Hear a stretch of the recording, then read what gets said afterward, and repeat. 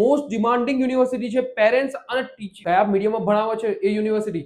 લાસ્ટમાં હું કન્ક્લુઝન આપીશ કે આ હાઈલી રિકમેન્ડેડ છે, પુઅરલી છે, આ યુરોપની અંદર બસાઈ છે.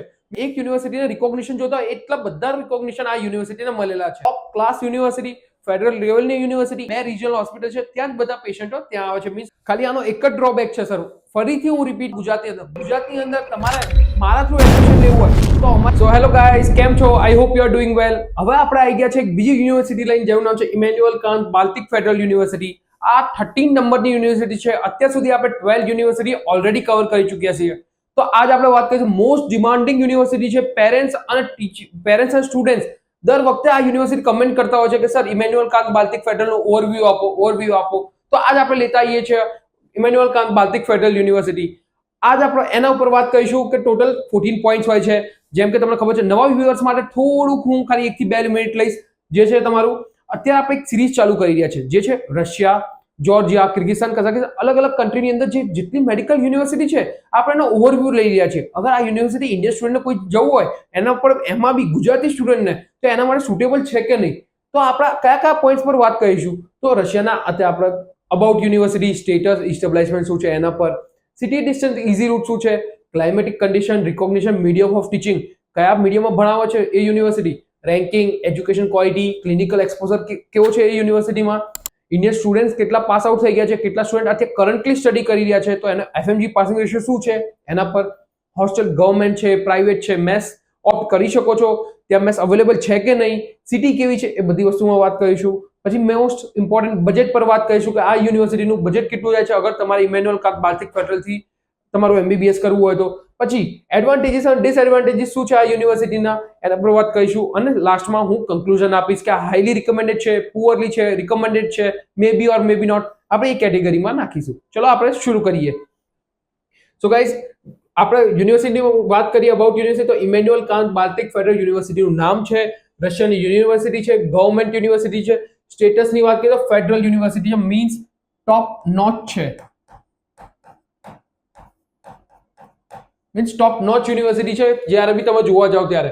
પછી હવે વાત કરીએ ઇસ્ટાબ્લિશમેન્ટની, તો 1947 નું ઇસ્ટાબ્લિશમેન્ટ છે, મીન્સ તમે જોવા જાવ તો 70 યર ઓલ્ડ યુનિવર્સિટી માની શકો છો તમે, 70 યર ઓલ્ડ એપ્રોક્સ. હવે આપણે વાત કરીએ ક્લાઇમેટિક કન્ડિશન. હવે આપણે ડિસ્ટન્સની વાત કરીએ તો તમે જોશો તો મોસ્કોથી તમારે ફ્લાઇટથી જ જવું પડે છે આની અંદર. અહીંયા કોઈ બાય રોડનો ઓપ્શન નથી.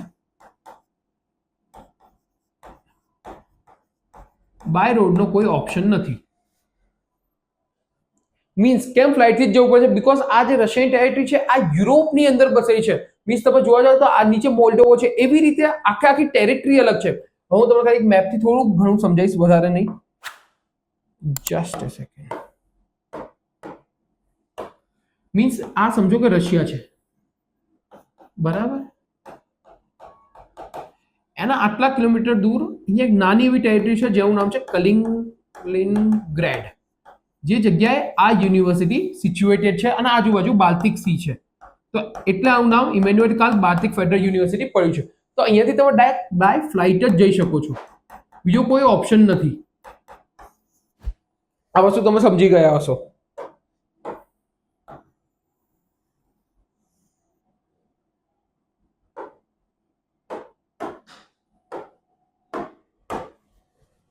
સો ગાઈસ, હવે આના ક્લાઇમેટિક કન્ડિશનની વાત કરીએ. ઇઝી રૂટ એક જ છે, ડાયરેક્ટ મોસ્કોથી, દિલ્હીથી મોસ્કોથી ડાયરેક્ટ કલિંગ્લિનગ્રેડ, તમે ત્યાંથી direct Emmanuel Kant Baltic Federal university પહોંચી શકો છો.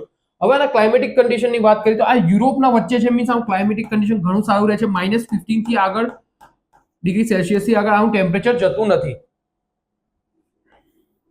હવે વાત કરીએ વિન્ટર્સની વાત થઈ ગઈ. હવે વાત કરીએ આપણે સમર્સની અંદર આનું ટેમ્પરેચર બહુ સારું રહે છે, 30 થી 35 ડિગ્રી સેલ્સિયસ સુધી જાય છે.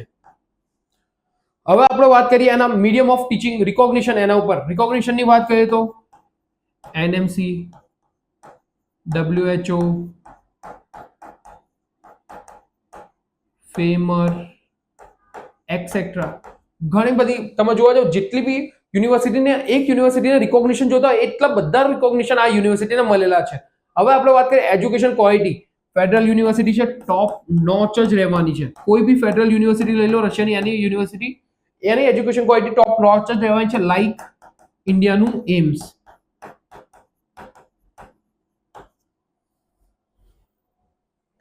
હવે આપણે વાત કરીશું એના ક્લિનિકલ એક્સપોઝરની. ક્લિનિકલ એક્સપોઝરની વાત કરીએ તો પોપ્યુલેશન તમને જોવા મળે છે 5 lakhs, મીન્સ સારી પોપ્યુલેશન છે એટલે તમારો ક્લિનિકલ એક્સપોઝર બી સારો જ લેવાનો છે 5 lakhs. અહીંયા તમે થોડું ગ્લિચ છે એ તમે સમજી લેજો. હવે આપણે વાત કરીએ ઇન્ડિયન સ્ટુડન્ટ્સ અને એની safety. Indian students around 900 Indian students already study કરી રહ્યા છે અને એની અંદર બી વાત કરો તો ત્યાંથી બેચ પાસ આઉટ બી છે, મીન્સ પાસ આઉટ તો ઇન્ડિયા આવીને સ્ટુડન્ટે એફએમજી ની એક્ઝામ આપી હશે. તો એફએમજી નો પાસિંગ રેટ શું છે તો તમે જાણીને ખુશ થઈ જશો. તો એફએમજી પાસિંગ રેશિયો છે 47%. મીન્સ તમે જોવા જાવ તો 100 સ્ટુડન્ટ એક્ઝામ આપે છે, એની અંદરથી 47 સ્ટુડન્ટ તો ક્લિયર કરે જ છે હર વર્ષે એક્ઝામ. હવે આપણે એની વાત કરીએ કે હોસ્ટેલ કેવી છે સર અને મેસ કેવી છે. હોસ્ટેલની વાત કરો તો ગવર્મેન્ટ હોસ્ટેલ અવેલેબલ છે.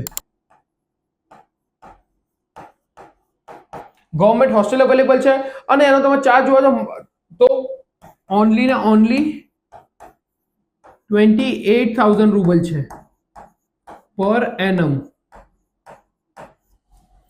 હવે આપણે વાત કરીએ આના બજેટની, જે મોસ્ટ ઇમ્પોર્ટન્ટ છે. તમે આ તો તમે નોટ કરી જ લીધું હશે.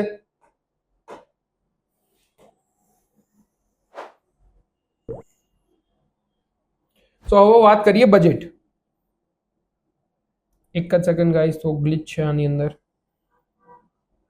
હવે એના બજેટની વાત કરીએ પર સેમેસ્ટર.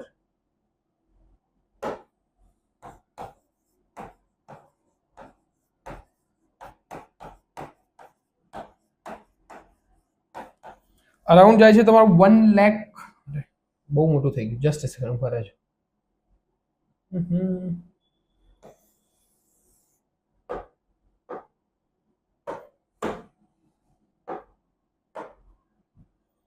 અગર આપણે બજેટની વાત કરીએ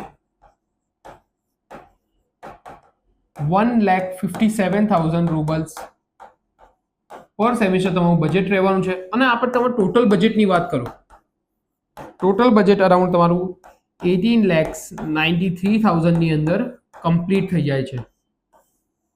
મીન્સ તમે આ યુનિવર્સિટી જોવા જાવ તો એક ટોપ ક્લાસ યુનિવર્સિટી, ફેડરલ લેવલની યુનિવર્સિટી, એમ્સ જેવી યુનિવર્સિટી, અને એનું બજેટ તમે જોવા જાવ તો માત્ર 19 lakhs ની અંદર તમારું આખું એમબીબીએસ ટ્યુશન ફીસ સાથે કમ્પ્લીટ થઈ જાય છે. એની અંદર બી તમે 2-3 lakhs રૂપીસ એડ કરી લો તો તમારો hostel, medical insurance, medical checkup બધો ખર્ચો તમારો નીકળી જાય છે આ યુનિવર્સિટીથી. મીન્સ સસ્તાની અંદર ટોપ નોચ યુનિવર્સિટી હોય તો એના અંદરથી એક છે તો Emmanuel Kant Baltic Federal university. એના જ માટે થઈને હવે આપણે વાત કરીશું આપણે એડવાન્ટેજ અને ડિસએડવાન્ટેજ, પછી હું તમને કહીશ એના જ માટે થઈને કેમ આ યુનિવર્સિટી આટલી પોપ્યુલર છે, તો આનું આગળ શું ડ્રોબેક આવે છે એ વસ્તુનો એ બી આપણે વાત કરીશું.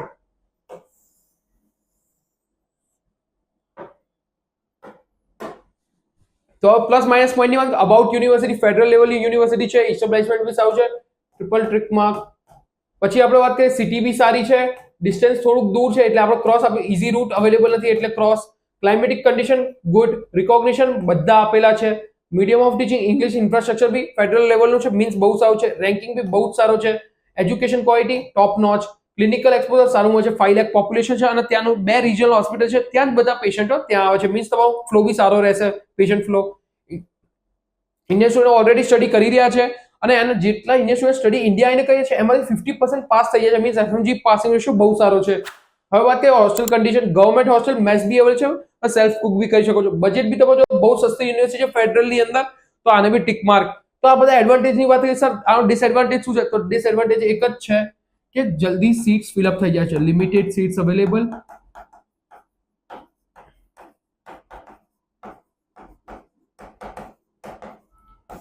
only 250 seats are there અને એપ્લિકેશન મોર ધેન 500 હર વર્ષે આવે છે. તો એના માટે તમે જોવા જાઓ આની અંદર જે આ યુનિવર્સિટી છે આ બહુ જલ્દી ફૂલ થઈ જાય છે. તો એના માટે તમારે ક્યારે એપ્લિકેશન આપવી પડશે? તો તમારે એપ્રિલની અંદર આ યુનિવર્સિટી ફૂલ થઈ જાય છે, મીન્સ એપ્રિલના ફર્સ્ટ વીકની અંદર અગર તમે પ્લાન કરો Emmanuel Kant Baltic Federal university, તો તમને એડમિશન 110% મળી રહે છે. ખાલી આનો એક જ ડ્રોબેક છે સર, ફરીથી હું રિપીટ કરું છું કે તમારે Emmanuel Kant Baltic Federal university admission લેવું હોય તો તમારે એપ્રિલની અંદર ફર્સ્ટ વીકની અંદર તમારે એકદમ ફાઇનલ કરી દેવું પડે છે, ત્યારે જ તમને આ યુનિવર્સિટીમાં એડમિશન મળી શકે છે. અગર તમે એપ્રિલ એન્ડ સુધી બી રોકાયા તો બી તમને આ યુનિવર્સિટીના ચાન્સીસ ઝીરો થઈ જાય છે, બીકોઝ આ બહુ પોપ્યુલર યુનિવર્સિટી છે, સસ્તાની અંદર બહુ સારી યુનિવર્સિટી, એમ્સ લેવલની યુનિવર્સિટી છે, એના માટે થઈને. પછી તમને લાગે સર મારે બી આ યુનિવર્સિટીમાં એડમિશન લેવું હતું પણ હવે મને મળતું નથી, સો એના માટે તમે પહેલાથી પ્રિપેર રહેજો. હવે વાત કરી કન્ક્લુઝનની કે આ યુનિવર્સિટીમાં એડમિશન લેવું જોઈએ કે ના લેવું જોઈએ. 110% લેવું જોઈએ. બસ ખાલી તમે ધ્યાન રાખજો તમે આ ટાઈમ પર અપ્લાય કરી દો.